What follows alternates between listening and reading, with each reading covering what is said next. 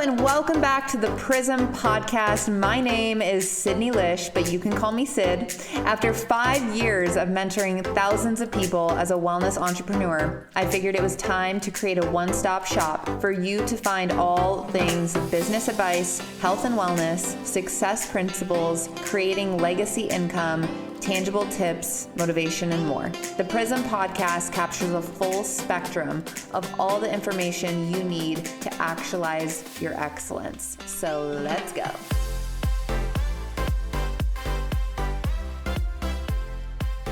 Hello, everyone, and welcome back to the Prism Podcast. Okay, today we're going to be talking about your environment. And I'll get into it in 1 second. Okay. If you guys have been listening to this podcast, I just want to take a second and thank all of you.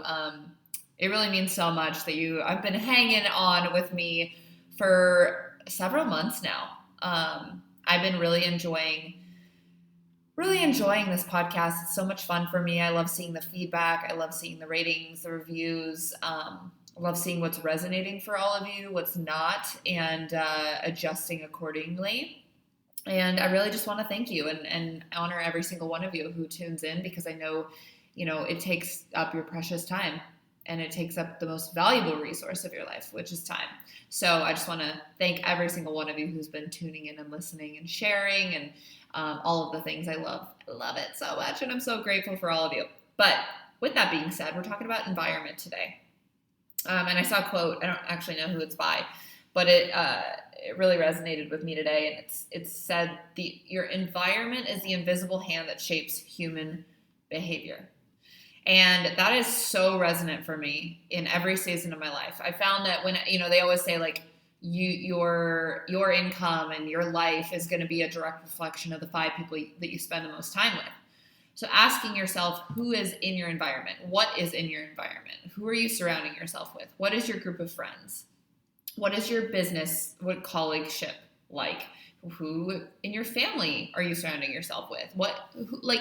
Go in your text messages or your phone and check the people that you stay in touch with the most, the 5 people, and write them down. And for some of you, you're going to be really happy with this list, and you're going to be like, wow, yeah, like if it's true that my income is going to grow to the average of these 5 people, then I'm going to be doing real good in the next 3 to 5 years. And if you're not so happy with this list, we got to talk about it, because what I see all the time, every single day in the world of network marketing, people get pulled out of the game. The birds get a hold of them, we say. Jim Rohn always said, if you invite somebody to a meeting and they don't show up, the birds probably got to them, right? People, and I'll use the crab mentality, if you've ever heard crabs in a bucket mentality, to help you kind of see this analogy. But essentially, we have to really cull, just like we declutter our phones and our downloads folder and our houses and our closets. We have to cull and clean out our friends in every season of life. This isn't just one and done. This is constant. Because whenever I find that I'm being complacent in my life, I'm surrounded by a lot of complacent people, or I've been putting myself in environments that haven't been growth oriented or haven't been growth minded. If you're in network marketing in a good company, you're going to realize that you're automatically blessed, because you're surrounded by people who are growing. You're surrounded by people who are succeeding. And for me, if I ever feel like, my friendships aren't cutting it or something, I put myself around the people who are killing it in the business. I put around myself around people who are rocking it out. I get on one call with one of these people and I'm fired up as all get out, right? So take a look at your environment, the people you're surrounding yourself with. And I'm going to take a few excerpts from this crabs in a bucket and kind of go over it with you guys. So if you've ever heard of the analogy, if you put a crab in a bucket, he will easily be able to climb out and escape. But when you put in a few of his buddies, a few other crabs, there's a really crazy phenomenon that occurs. And it's super perfect to apply to this situation.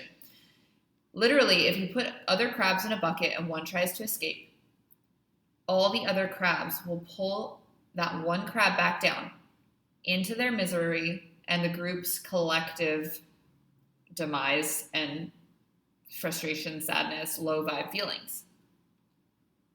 And this really illustrates the harmful and selfish and jealous mindset of people in some members of a group who are trying to stop your progress, undermine you, take you down. And this happens all the time in high performers and better performing members of the group. And this is just a reality of life, right? Like if we look at this in life, anytime I've ever really started to shine, people have tried to drag me down. Even if it's just like sharing my weight loss journey, people try and drag you down. And if you're around good people, they won't. But with social media, there's so many people that get access to your content that you wouldn't normally surround yourself with, and they might try and drag you down. There's always going to be someone wealthier, and maybe this is you. Maybe you're the crabs in the bucket dragging people down. And if it is, you better start checking yourself, because karma is a bitch. And I'll just say that. There's always going to be someone wealthier and smarter and luckier and wiser and way more successful than you in your field.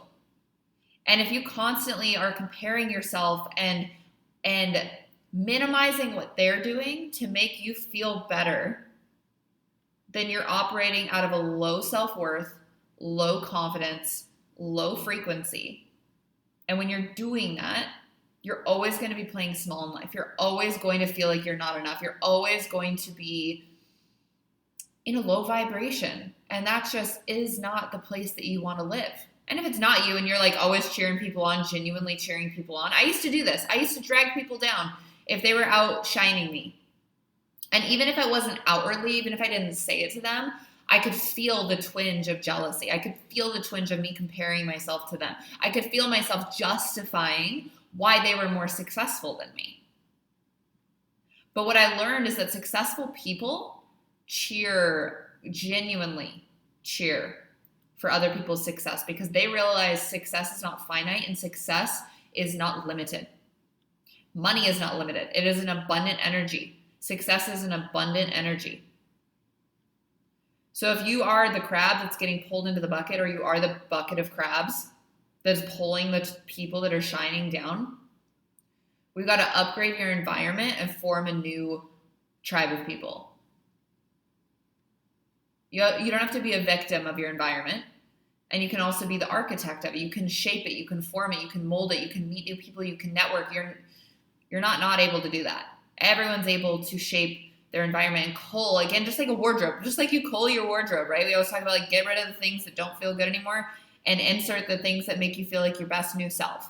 It's the same with your environment. If you want to maximize your opportunity to succeed and your odds of success, then you need to operate in an environment that accelerates your results faster than it hinders them. And so ask yourself, because my mentor, Zach, always used to tell me, like, you can't outwork a shitty environment. You can't outwork a bad environment. You can be the hardest worker, and I will say I'm one of the harder workers that I've ever met. But when I've been in environments that are non-conducive, whether it's being in friend groups, living with, people that are just roommates, and being in shitty environments, working from certain coffee shops that are low vibe, like it seeps in everywhere. You have to be so protective of your energy, guys. Who are you giving power to take you out of the game? Ask yourself this. Who are you giving your power away? If you've quit anything ever, if you feel discouraged the second you get a negative comment, I say, again, like I said, I say it all the time in network marketing, people quit every day because the birds get them. Who are you giving your power away to take you out of the game? And if you let 1 or 5 or 10 people talk you out of things, it's not going to be an easy road. It's not going to be a good road for you, because there's always going to be naysayers. I know so many people that told me I'd never be able to make money in network marketing. That was not the case. I realized that network marketing won't work unless I work it. Just like any business, just like real estate. It's the same percentage of people are successful in real estate as network marketing. It's a small percentage. Just like the same amount of people are successful CEOs versus employees, there's a small percentage of CEOs and a lot of employees at companies. It's the same thing with network marketing. It's the same thing in real estate. It's the same thing in business.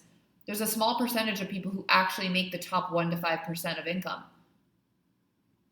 So just like anything, if you don't work at it, it won't work for you. But a big factor is not if you're going to work for it, it's who are you listening to? Who are you surrounding yourself with? Whose thoughts are you putting into your brain? Empowered thoughts, disempowered thoughts, positive friends, negative friends, family members. Just because they're your family doesn't mean you have to listen to their advice. And if you're taking advice from broken and happy people, that's probably where you're going to end up. It's broken and happy. I only take advice now from people who I want to emulate their lives or would like the same outcome as theirs. Stop taking advice from people who are literally trying to pull you back down into a bucket of crabs if that's not where you want to be. If you want to live there, cool. No one's forcing you to leave. But if you want to live a life of mediocrity, all good. Some people do. Some people genuinely don't care and but I don't think you'd be listening to this podcast if you wanted to live like an average, mundane life. Because this is all about achieving excellence and becoming the best person that you were created to be and designed to be. So I encourage you to cull your wardrobe of people in your life. It's going to take some hard conversations. It's not going to be easy necessarily. I had to have some really intense conversations with people in my life that I was close to, setting boundaries. I even remember telling my dad once, because he would always call me, and I love my dad. My dad's the best man ever. But he would call me, guys, and he would say hey, how are you surviving? And that triggered me. I was like, hey, Dad, this was when I was 22 years old. Moved to California and started talking all woo-woo about business and network marketing and success and achievement and personal growth and peak performance and blah, blah, blah. And I was like, hey, Dad, I'm just curious.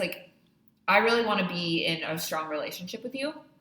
And when you ask me if I'm surviving, it actually makes me feel like that's all I should be doing, where I want to be thriving in my life. I want to be thriving. I don't want to just survive. I want to thrive in my life. And when I hear that word, it makes me feel something.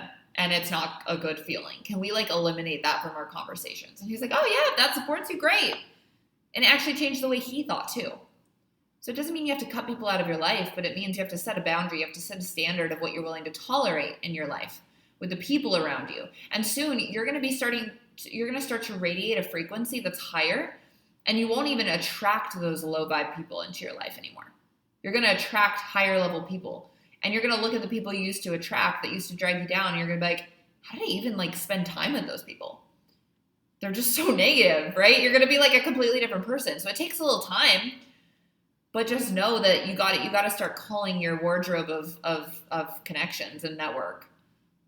You got to find new people. You got to surround yourself with positive people. If you need an integrated group of people that are positive, like-minded, growth-oriented, join a network marketing company.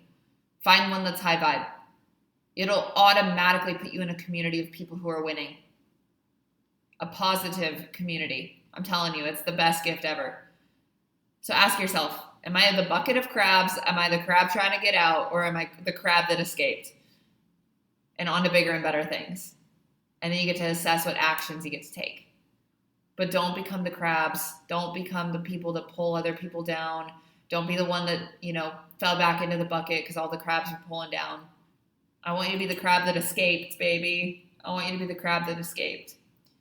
You got to form a new environment and a new tribe and stop giving power to those who are trying to take you out of the game. I love you guys. I will talk to you next week. Enjoy this episode. I hope you did. And next week we have a good one. I'll see you then. Bye.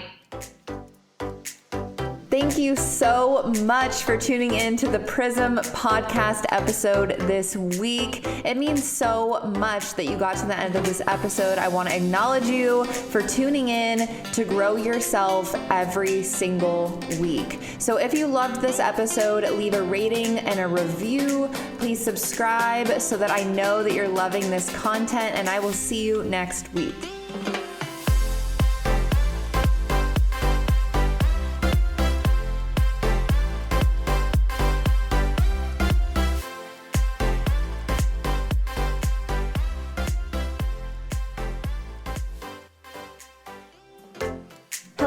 Welcome back to the